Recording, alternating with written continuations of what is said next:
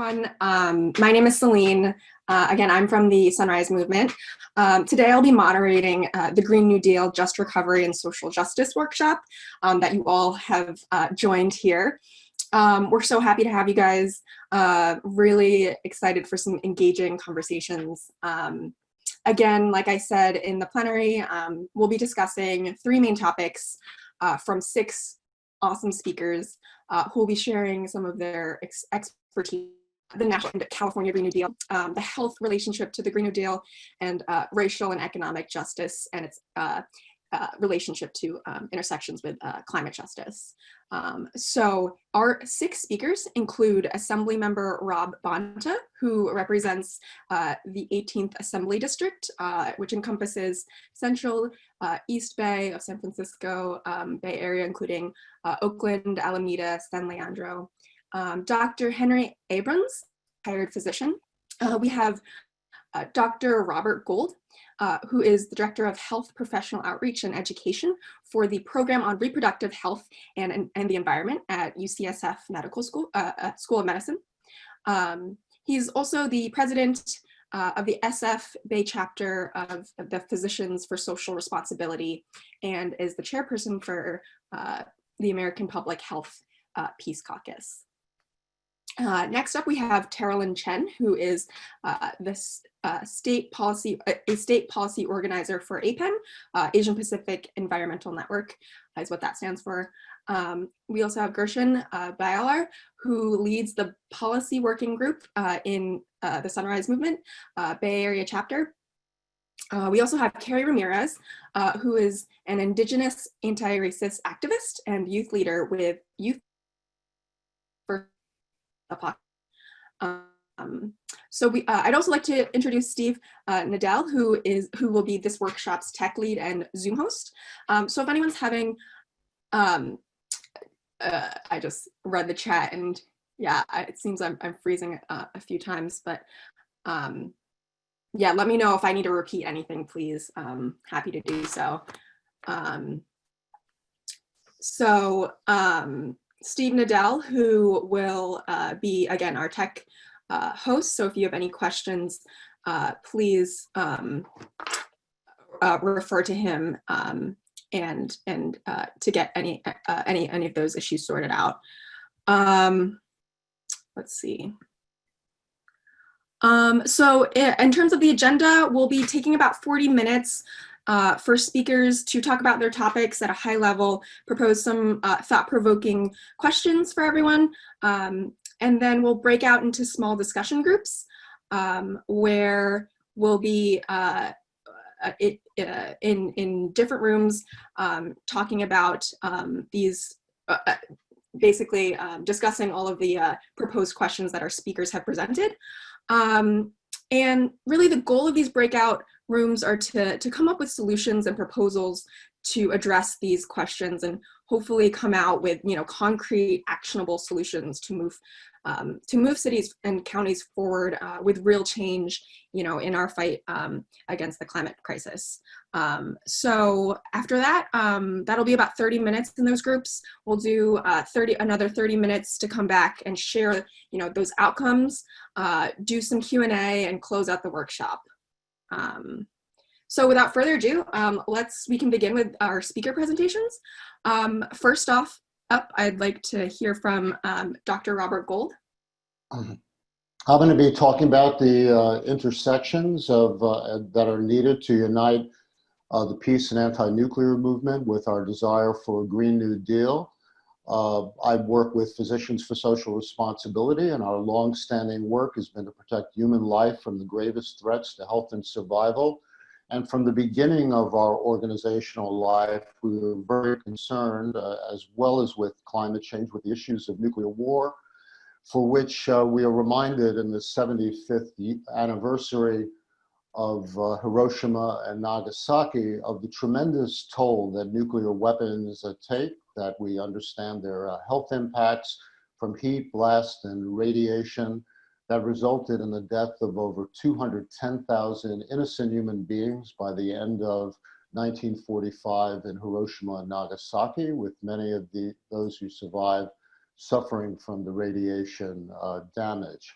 More recently, we've become acquainted with the fact that even a regional nuclear war, say in South Asia, which involved 100 Hiroshima type weapons, could lead by the incineration of cities and the blocking out of sunlight of a major collapse of foodstuffs around the world that could lead to up to 10 billion people to suffer severe malnutrition. Here closer to home, we know the devastating environmental impacts of the nuclear cycle, whether it's the production by the Navajo Nation of the uranium for our nuclear weapons, or here closer to home in Hunters Point, where the largely African-American community was exposed to significant radiological waste from naval operations that persist to this day with continued Navy cover-up of these problems, which I could witness from being on a call last night, convened by the Navy. This is all evocative of the fact that the military, the wars and the militaries are the world's largest single polluters. And when we think of what Marie Morgado said in the opening plenary in terms of our challenges under a Green New Deal for ecological restoration, we need to deal with these significant legacy problems. Michael Clare has reminded us of the deadly interaction between our continued desire for fossil fuels to fuel our military and the military projection thereof to secure corporate interests around the world, for which there's a deadly cycle of pumping oil to pay for arms to fuel such conflicts, whereby we account for 34% of the global arms sales, evinced by our relationships with the fossil fuel pumping Saudis, and also categorized by continued conflict around the world, evinced by the very scary new Cold War with China, for our projection against China with the Indo-Pacific Command, and as well as to prepare for wars in the now thawing Arctic, where there's a mad scramble to now pump oil there and have military operations to secure those supplies. All of this is at the top of our force projection, underscored by the very scary policies of our president to increase our nuclear capabilities and entertain nuclear war fighting at the top of the pyramid of military conflict, which has spurred a global arms race whereby the nuclear weapon states have spent $73 billion, half of it by the US, all of a part of a buildup whereby we would spend over anywhere from 1.2 to 1.6 trillion dollars over the next 30 years for modernizing our nuclear weapons arsenals. That translates to $4 to $6 million every hour over those 30 years. Clearly a challenge to us and something we need to face for the Green New Deal. This translates into health trade-offs whereby the $35.1 billion we're going to spend this coming year can, as you see in this chart, pay for many of the things we need for having a vigorous COVID response. And more generally, if we look at some of the healthcare needs that Dr. Abrams will be speaking about, the over $730 billion we paid the military in 2019 could have provided untold millions of adults or children with basic health care.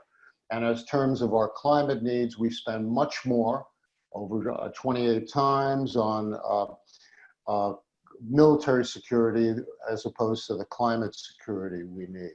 Our organization has joined with many others to Back from the Brink program to prevent nuclear war, where our programmatic platform is for reducing the nuclear dangers, to cut that plan to refurbish our nuclear arsenal and have a verifiable treaty for nuclear abolition. And such resolutions have been passed by numerous municipalities, including Los Angeles, the state of California, and as well adopted by the US Conference of Mayors just a few weeks ago, in terms of understanding the real needs to transfer this money to pay for what we want out of the Green New Deal. And a similar resolution is going to be coming up in a few days in Berkeley and is on the consent agenda and hope it will pass. President Eisenhower long ago underscored how these types of military projects are a theft from those who hunger, not fed, not those who are cold and not clothed, and underscored the proposal by Barbara Lee and Mark Pocan to cut the military budget about 10%, which was unfortunately rejected by the House a number of days ago, with only 96 of the Democrats voting for, 96 Congress people voting for it, underscoring our major challenges in here. We need to reflect on what Martin Luther King said in 1967 in terms of these trade-offs. A nation that continues year after year to spend more money on military defense than on programs of social uplift is approaching spiritual death. This understanding underscores our desire to get as many people as possible out on the 75th anniversary coming up in a few weeks, and we hope you will join us. Among our speakers will be Daniel Ellsberg, a number of historians and great speakers. And I just have for my last slide the breakout question that I have, which is really getting at the fact, how can we connect these issues, which have largely been within the global peace movement and anti-nuclear movement, to link up organically to build the most effective social movement we need to have the Green New Deal that we need. Thank you. Thank you so much, Dr. Gould. Really, that was an awesome presentation. So up next, if we can hear from Dr. Henry Abrams. All right, I think you can see my slides. I've only got 7. I'm a volunteer working for over a decade with Physicians for a National Health Program, and very happy to talk with you about an issue that intersects with questions of resiliency, of funding, of personal health as it relates to community health, of equity. And one of the questions that occurred to me is, what is the healthcare emergency? There is a climate emergency. We know about that. I think we're all aware that there's also a healthcare emergency that intersects with the climate emergency. In the US, this is a long-standing chronic problem. And from the standpoint of healthcare, we are an underdeveloped country. Globally, of course, we're in an acute pandemic. Is this a climate emergency? And I'm not sure that I can say definitively that it is, but I think that it provokes thought. We have a very fragile public health system. We have impaired capacity to safeguard the health, well-being, employment, and education of our people. We have economic devastation, which I think we've only begun to experience. I think it's going to get a lot worse and last quite a while.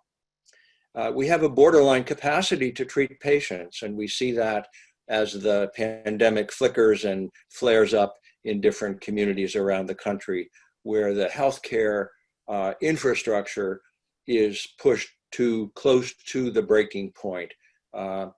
We have vulnerable workers, communities, and populations, and this is exposing, as other events in recent months have exposed, the structural racism, which is a 200 to 300-year-old heritage of the society that we live in and that we are trying to address.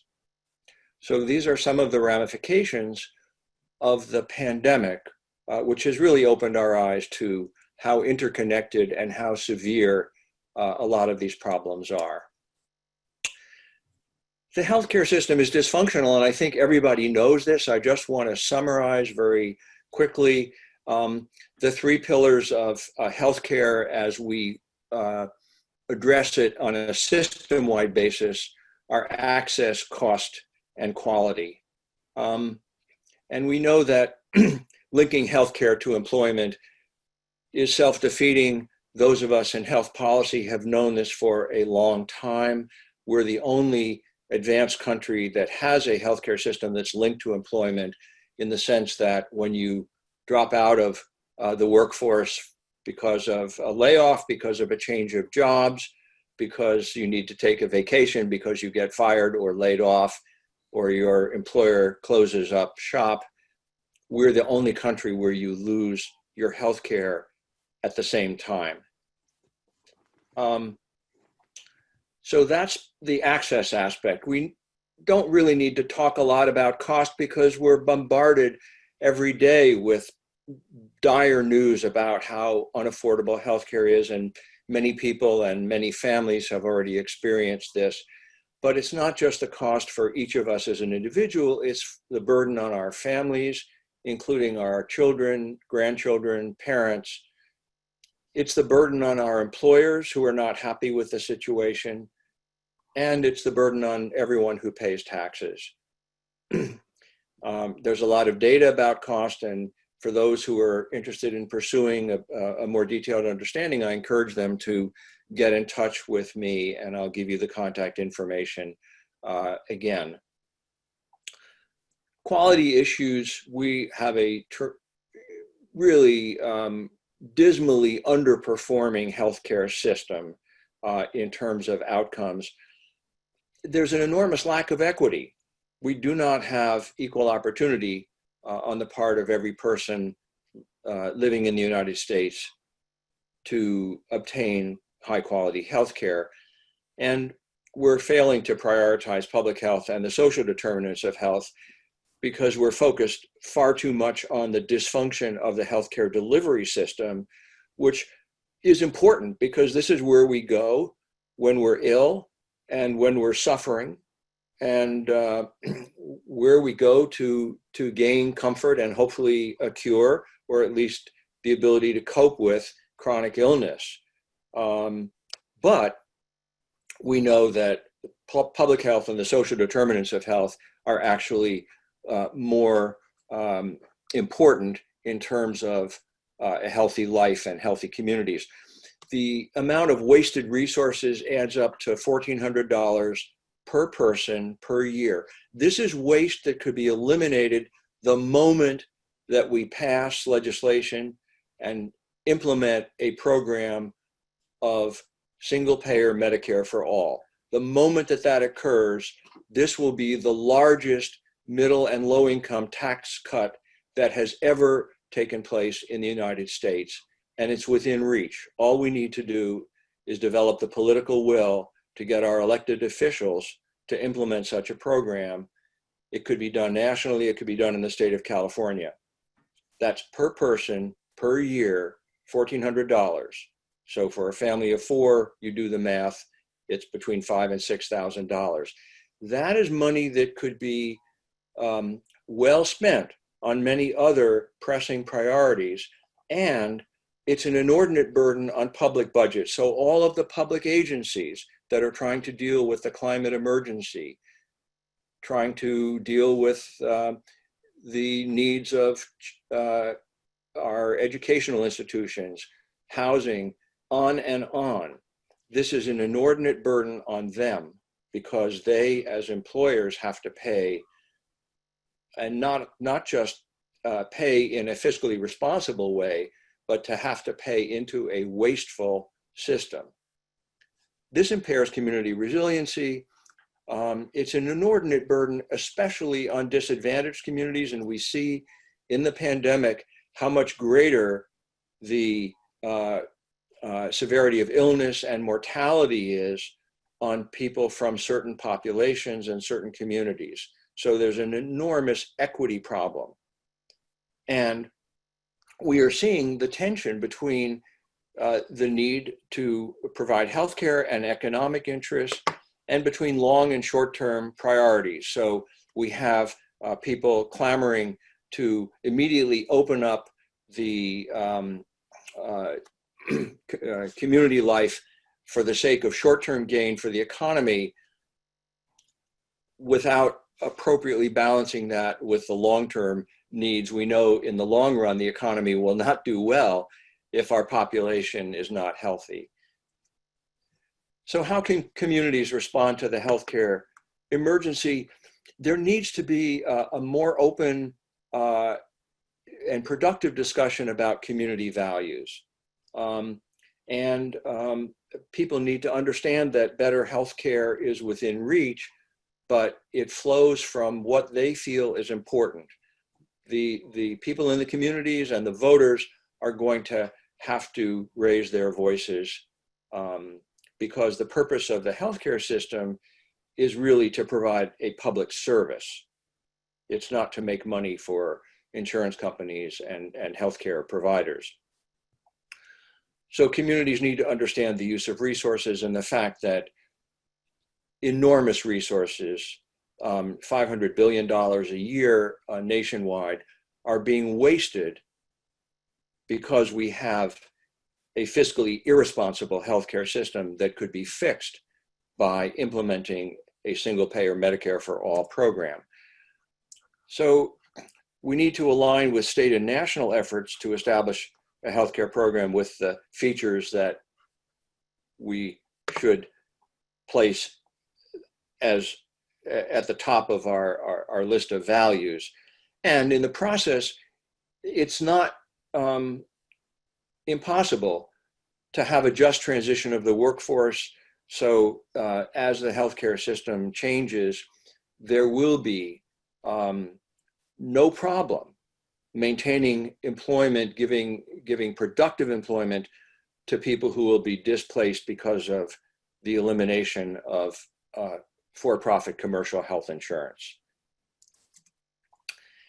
The net cost estimates are that we could be saving 10% below current costs at the same time that we cover everybody and give comprehensive benefits that are not a part of most insurance programs at the present time. And I might add, including long-term care. So we need the political will to pass legislation, again, at either the federal or the state level. And the point that's always raised is this is really difficult. There's a huge amount of lobbying and corporate money that is opposing this, and that it's politically quite difficult to do. And I would point out that when the policy is right and the politics are wrong, you don't change the policy, you change the politics. And the way we could do that on a national level, which would be the most efficient way to do it, would be to pass the Medicare for All Act of 2019, HR 1384, and we want all of our federal legislators to be in support of this. And we look forward to a change in the political winds that will make this feasible. In California at the moment, we don't have a state-based bill, but we could and hope to look forward to that. And whichever way we overcome the obstacles and implement a single-payer Medicare for all program, we will be on the brink of a more resilient community that can then deal better with the climate emergency. Thank you, and I'll put my contact information in the chat box. Thank you so much, Doctor. Really appreciate that presentation. Definitely agree with your stance on Medicare for all. And I think next up we have Gershon. Gersh, if you want to go next. Sure, thank you, Celine. So I'm now going to talk about the Green New Deal. So when I joined Sunrise, I was wondering why a lot of the jobs in the Bay Area were not really addressing our most existential crises of climate change, and now apparently not enough people addressing public health as well with COVID. So talk about sort of the Green New Deal in the background and how that addresses that. But first, we need to talk about sort of the political alignment that this country has had. Ronald Reagan started in California and then went on to become president of the United States. But with him, he brought sort of this political alignment of free market capitalism, cold warriors, family values, and white populism. So you have sort of this free market capitalism frame that sort of frames sort of everything's too expensive, we can't invest in anything for social programs. The Cold Warrior mentality with militarism that's then sort of evolved into the war on terrorism, family values, so-called, sort of attacks on rights to abortion and LGBT people, and then white populism, just outright racism that's been manifested in various groups. Maybe you could have the KKK on one end, but also maybe in the police unions and other sort of organizations that have sort of come together to sort of form the backbone of a lot of our policies. And this sort of alignment is played out not just under Reagan, but under Democratic administrations as well on a federal level and throughout the country. So to move towards a Green New Deal, we need to sort of change the alignment of how the country operates. So sort of at Sunrise Movement, we have what we call the People's Alignment, which is sort of an alignment of groups sort of together working for dignity and justice for all. So we have sort of the environmental organizations that sort of Sunrise is a part of, but also the racial justice movements, including Black Lives Matter, the immigrant movement, and others. We have labor and economic justice, all the labor unions and others sort of working for economic and labor justice, and also sustainable and new businesses, so cooperatives, green businesses, and then potentially also different ways of organizing healthcare might also sort of fit within that framework. So it's sort of, if you can build sort of coalitions and groups that sort of encompass all these different types of groups, and we can bring them all together, we can sort of build a new sort of political framing and also sort of a new political alignment for the country that allows us to accomplish a lot of things that we haven't been able to accomplish before. And so this is sort of the federal Green New Deal resolution that was put forth by Ed Markey and AOC.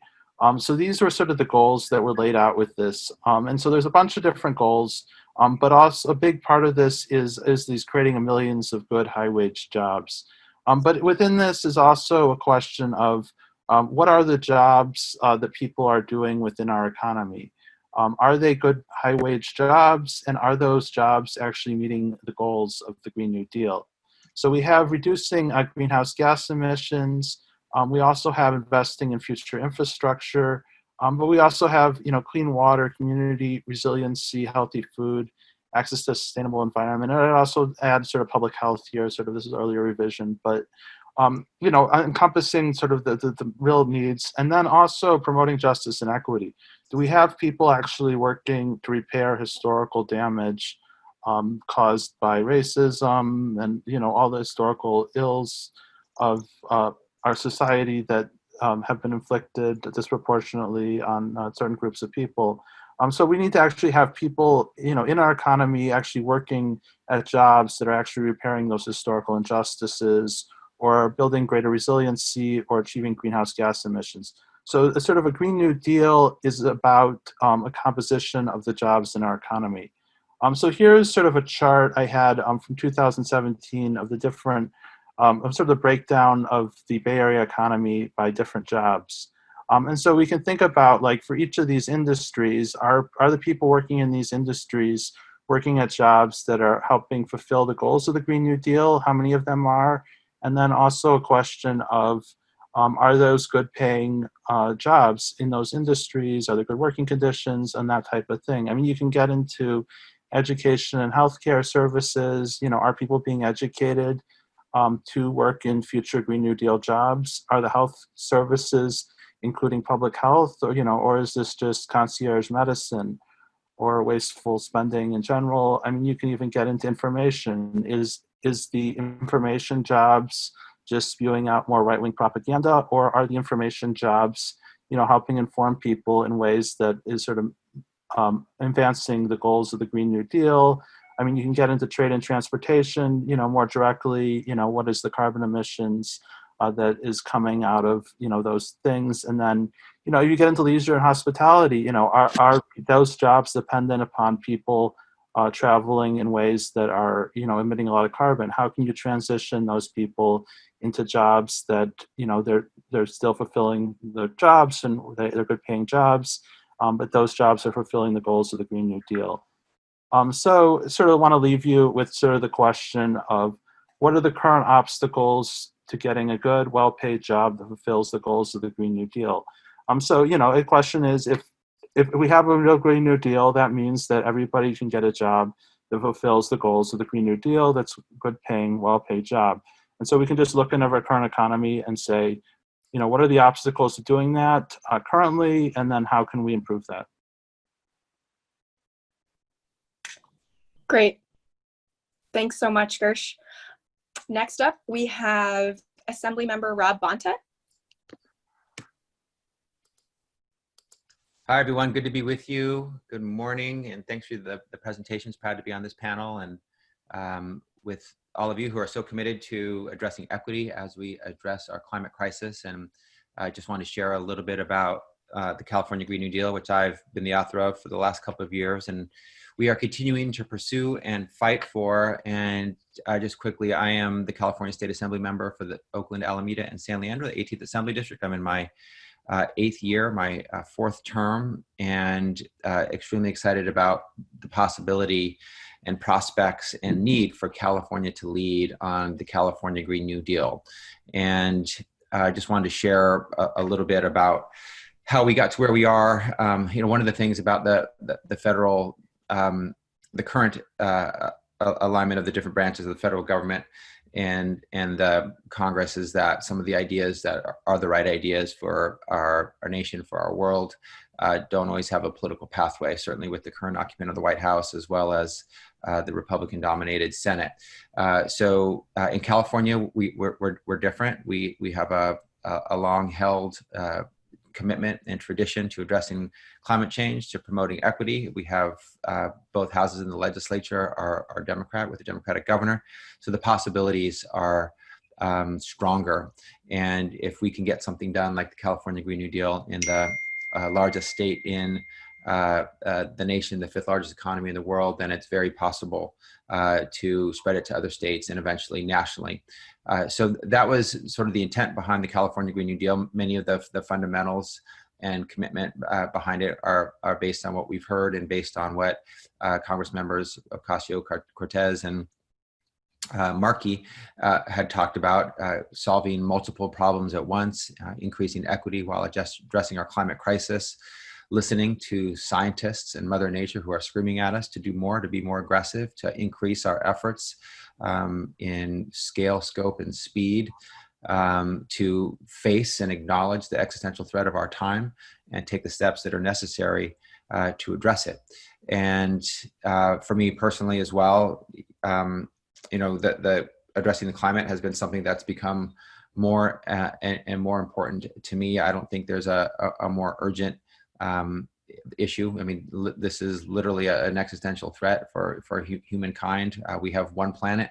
We need to save it. We need to protect it.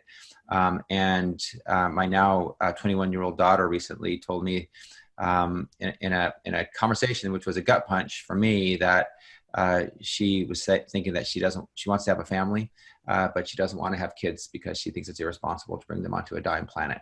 And she shared that is not something that's uncommon among her peer group. And that is not something that's not a burden that our young people should bear. It's not fair as our generation and any generation of leaders, we always say, and we should always accomplish providing a better future to those who come behind us, always, you know, progressively making it better, creating more opportunity. But for our, you know, for the current generation that I'm a part of, we are at risk of not doing that, of handing a dying planet to the next generation. And we need to change that. We need to do better. We need to step up. And our young people have been incredible voices for change. So the California Green New Deal, we've introduced it twice. It rests on the two fundamental principles of addressing equity while following the science, just following the science to where it takes us, and listening to the UN Intergovernmental Panel on Climate Change's data around staying below 1.5 Celsius in global warming, and that translating into 50% reduction in greenhouse gases by 2030 and being net zero, zero emissions by 2050. And if California can't achieve that and can't lead in that area, then it's hard to imagine who else will. so we need to really step up and raise our game. And so we introduced the bill, and it's a big think bill. It's an ambitious bill. It's a transformational bill, and it's a needed bill.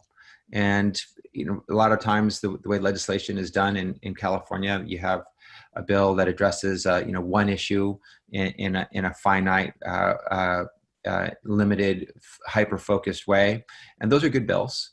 But we also need big think bills that can solve multiple problems at once, bills that meet the problem as the problem exists. The threat of climate change is essentially unlimited, so the solution needs to be just as big and as ambitious and have the same scale and scope. So the bill proceeds with some of the same ways that some of our biggest climate change bills in the history of California, like AB 32 and its progeny and SB 100, have proceeded with providing targets to achieve by certain dates. For example, targets that meet the IPCC reduction requirements by the dates set forth by the Intergovernmental Panel. Doubling public transit capacity, doubling affordable housing, reducing homelessness by 75% by certain dates. So a target and a date, and then providing flexibility on how we get there, but requiring that we get there, and then creating a Green New Deal task force to work on the details and the actions that the executive branch will take, the legislative branch will take, what the funding looks like to get there. And there have been essentially three major challenges with the bill that continue to be challenges, not unovercomable, but certainly significant. One has been the pushback from some sectors of labor. And we have committed in our bill to the strongest just transition components that I've seen anywhere. We've essentially said to labor, what do you need to be able to get comfortable with getting behind the needed effort to address climate change, but also, recognizing that there are jobs, good jobs, in terms of how they're paid, how they're compensated, the conditions that they have in the fossil fuel industry, and making sure that everyone is kept whole, no one loses. And what does that look like? And we essentially designed, co-created what those protections look like and put them into the bill. And we think that's really important. We care about working people. That's who we are. Those are our values. We do want them to transition into a clean energy, green society, jobs, and move away from the fossil fuel industry. And so we put some of the strongest protections that we've seen anywhere into the bill, but still, change is hard. The risk of losing jobs and being able to put food on the table for workers is scary. And so labor, in some parts of labor, not all, some of the labor groups are our biggest supporters as well. So labor is split on this issue, but it's essentially certain groups in the building trades who work in the fossil fuel industry have pushed back against the bill. Cost is always, has been a second issue. How are we going to pay for it? We get that a lot. One of the responses I give is we can't afford to not do this. What is more important and more urgent than saving our planet? Do you want to imagine an epitaph with a dead Earth that says, here lies Earth. The world's leaders thought it was too expensive to save it. There's nothing that's more important.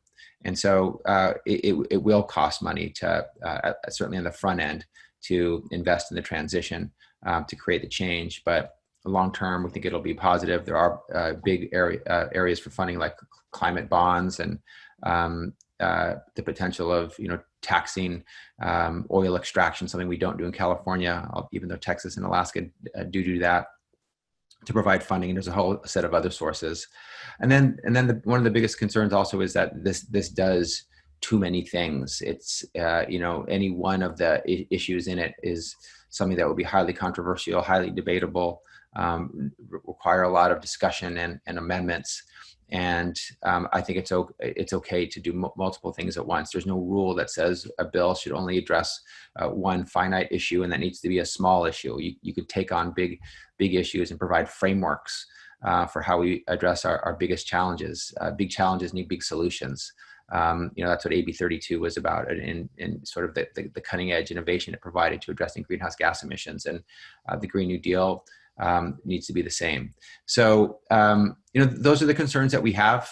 This year was a year has been a year like no other, and we're still in the middle of it as we address COVID-19, public health, international pandemic, as well as the economic recession it's created, and as we are in the middle of a inequality crisis, which requires action. And our budget has been significantly impacted for the worse. We've been able to do less legislation. It's been hyper-focused on the crises in front of us, COVID-19 response and recovery, as well as wildfires and homelessness. And so a lot of the bills that seemed too big or weren't, didn't have consensus were not moved forward this year, including the California Green New Deal, which the chair of natural resources in the assembly side decided not to hear, which disappointed me. I think it's an issue that we need to address. It's a crisis that's current and urgent and needs a solution. But we're going to continue to push on the California Green New Deal going forward. The obstacles that we have still remain, but our coalition also grows and strengthens, gets bigger, gets stronger, gets more powerful, and more folks are coming to the conclusion that all of you have been at for some time, which is that we need to act more boldly, more transformatively, that we do need a Green New Deal in California and in the United States. And we're willing to take the steps to get there. Governor Newsom has been supportive in concept of many of the components and the ideology and the philosophy and the goals behind the California Green New Deal.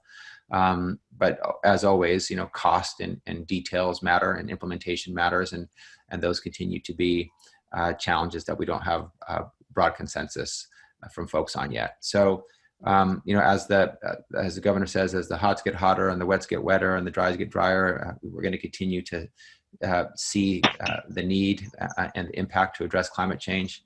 And it's absolutely critical that we always have that equity lens and that we build in equity as we address climate change, and that it not be a separate add-on, but that it be fully integrated into our climate solution. So that's the California Green New Deal. Happy to answer questions and appreciate the opportunity to join you today. Thank you. Thank you so much, Assemblymember Bonta. That was super insightful to hear you speak about the California Green New Deal. I personally am super grateful to have a representative, who sees this as a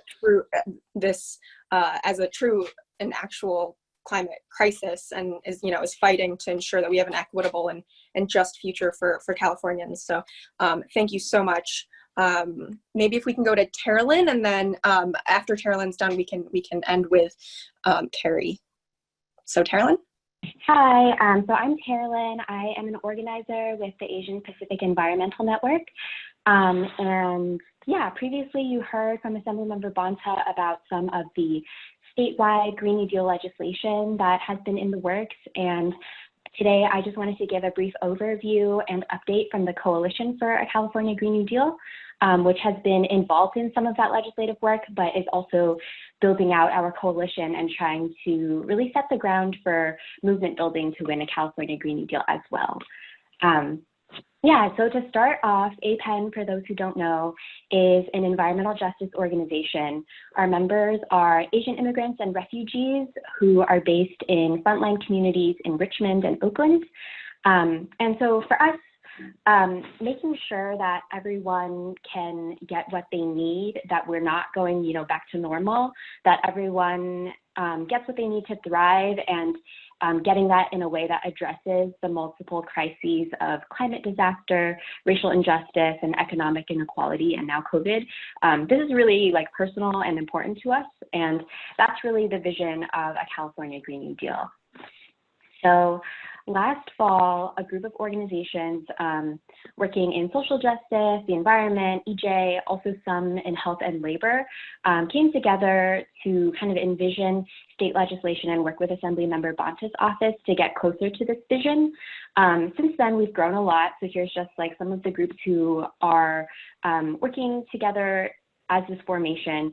And we have actually created a 14-point platform that begins to identify the things that communities in California really need to be able to live dignified and healthy lives. And so here's just like the 14 points of our platform. It's really meant to help inform our policies and programs that we'll really advocate for in the next couple of years. And I won't read through all of them, but as you can see, it includes things like good jobs, the right to contribute our labor to the common good in a safe workplace, and to organize in a union and be paid a decent living wage. We have resilience, the right to be protected against systemic crises that harm our communities, and the right to a recovery that is timely and also equitable, as well as racial justice. You can see housing and healthcare for all. So early in the year, like I mentioned, many of our members were working on the California Green New Deal bill. With COVID and everything that happened, we, like everyone else, was working really hard to pivot. So during this time, we were able to send some recommendations for a just recovery to the Governor's Task Force on Business and Jobs Recovery. We were able to send priorities that really center frontline communities' needs, and also that addresses each of the 14 points in our platform. So that's kind of like the first point here, what we've been working on, a platform and legislative work. Unfortunately, like Assemblymember Bonta said, the Green New Deal bill isn't moving forward this year, but we're looking forward to continuing to build out our legislative strategy in the years to come. And I think right now, with the pause in legislative work, we're working really hard on a workshop series for the summer and the fall to help us get clear about our overall vision and goals in this particular moment in the context of COVID, as well as mass calls for defunding the police and for racial justice. And so we're really wanting to strengthen relationships and alignment between organizations who are already involved with the Coalition for a Green New Deal, but we also are really eager to invite allies and other orgs who are engaged in work that's aligned with the Green New Deal, whether or not you explicitly, call it that. So in particular, we would love to connect with folks who have expertise in just transition and just recovery work. We're also actively trying to do outreach with folks working in public health, labor, indigenous sovereignty and rights, and housing. So lots of exciting things to come. I'm going to keep it short just because I know we're a little bit short on time, but I'm happy to connect with folks later on and looking forward to the breakout sessions. And here was just the question that I had in mind. When you imagine a healthy, just community where everyone is taken care of, what does it look like? And then some sub-questions are, what resources, connections, and infrastructure are present? And in this kind of situation where everyone is taken care of, how are people spending their time? Thank you so much for having me. Awesome. Thank you so much, Carolyn. So now we're gonna go to Carrie, who will be our last speaker. I just wanna note we might have to cut our breakout sessions a little bit shorter, just so we have enough time to come back and discuss. So without further ado, Carrie, take it away. Hi, sorry about my picture. It's a bit of an inside joke between friends and I.